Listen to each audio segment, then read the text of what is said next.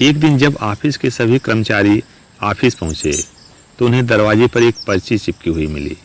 उस पर लिखा था, कल उस इंसान की मौत हो गई जो कंपनी में आपकी प्रगति में बाधक था। उसे श्रद्धांजलि देने के लिए सेमिनार हॉल में एक सभा आयोजित की गई है। ठीक 11 बजे श्रद्धांजलि सभा में सबका उपस्थित होना अपेक्षित है।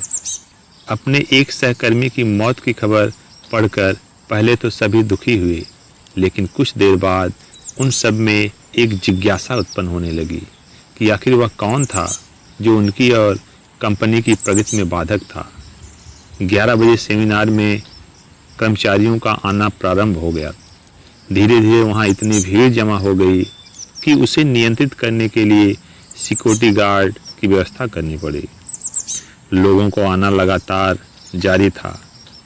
जैसे जैसे लोगों की भीड़ बढ़ती जा रही थी, सेमिनार हॉल में हलचल भी बढ़ती जा रही थी।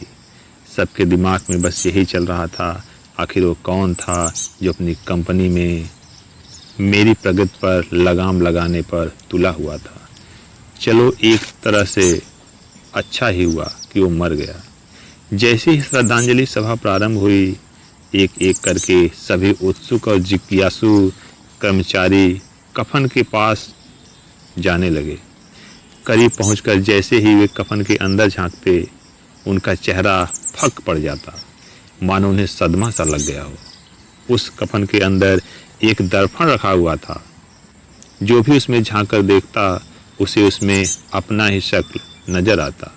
उस दर्पण पर एक पर्ची भी चिपकी हुई थी, जिस पर कुछ ऐसा लिखा था जो सबकी आत्मा को झकझोर रहा था। केवल एक ही इंसान आपकी प्रगति में बाधक है और वो आप खुद हैं। आप ही वो इंसान हैं जो अपने जीवन में क्रांति उत्पन्न कर सकते हैं।